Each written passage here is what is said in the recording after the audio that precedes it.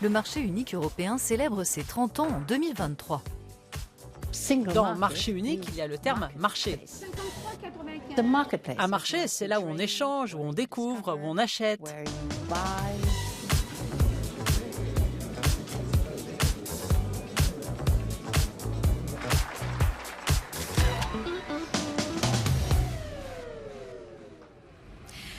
Le marché unique de l'Union européenne fêtera son 30e anniversaire l'an prochain.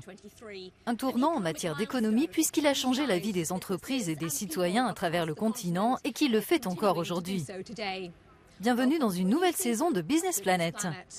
Fondé il y a 30 ans, le marché unique de l'Union européenne représente l'une des premières économies mondiales. Les biens, les services et l'argent peuvent y circuler facilement, tout comme les citoyens qui peuvent se rendre dans un autre État membre pour y vivre, faire des études ou y passer leur retraite. On peut acheter des produits en ligne sans restriction géographique et retourner ou annuler ses achats sans justification. Au sein de l'Union, les appels téléphoniques et billets d'avion reviennent moins chers.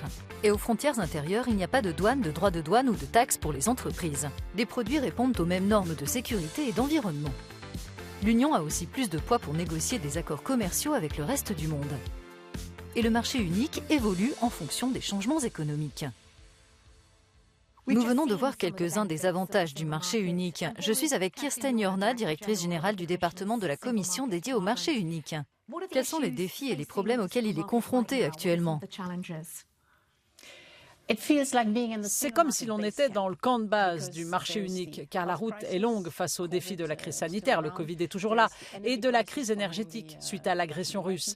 C'est là-dessus que nous concentrons nos actions en tirant parti du marché unique. En matière de santé, il nous faut des vaccins. Nous n'en avions pas quand tout a commencé. Et en travaillant ensemble, en achetant les vaccins ensemble et en mettant en place une chaîne d'approvisionnement complète pour les vaccins, je suis sûre que nous en aurons assez pour nos citoyens et pour les citoyens du monde entier. Deuxième point, le système énergétique. Nous devons nous passer des combustibles fossiles russes et le marché unique peut nous aider. Il nous permet de travailler ensemble, premièrement, pour nous procurer l'énergie dont nous avons besoin et deuxièmement, pour accélérer le développement des énergies renouvelables. Quelle est la vision de l'avenir en termes de transition écologique et numérique ? Elle est essentielle car elle permet de faire l'analyse de rentabilité de la transition. Pour ce type d'analyse, vous avez besoin de connaissances, de technologies, de compétences, d'un cadre juridique et d'un marché quand il s'agit d'un nouveau produit. Et c'est ce que la boîte à outils du marché unique permet d'avoir. Parce que nous finançons l'innovation et la recherche. Nous avons des partenariats pour les nouvelles compétences.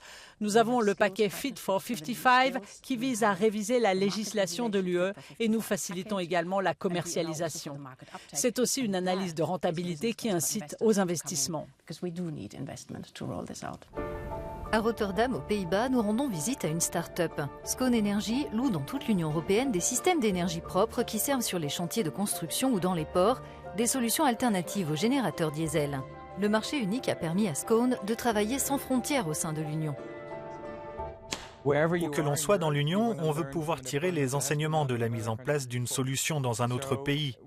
Dans le domaine des énergies propres, il y a tellement de données générées que si vous ne les utilisez pas, vous perdez beaucoup de valeur. Nous sommes donc très heureux de pouvoir faire cela à l'échelle de l'Union et de nous trouver aux Pays-Bas. Et ainsi, nous pouvons facilement nous développer dans le reste de l'Union.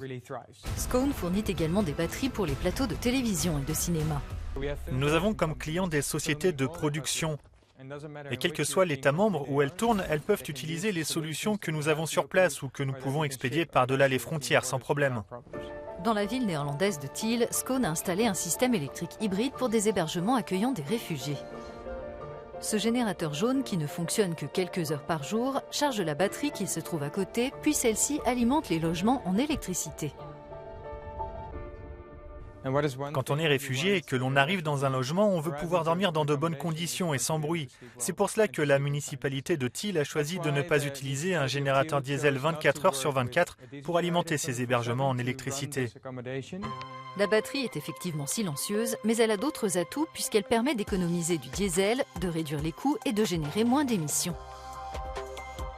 30 ans après sa création, le marché unique continue d'aider les Européens à naviguer dans des eaux agitées en encourageant l'innovation et le commerce.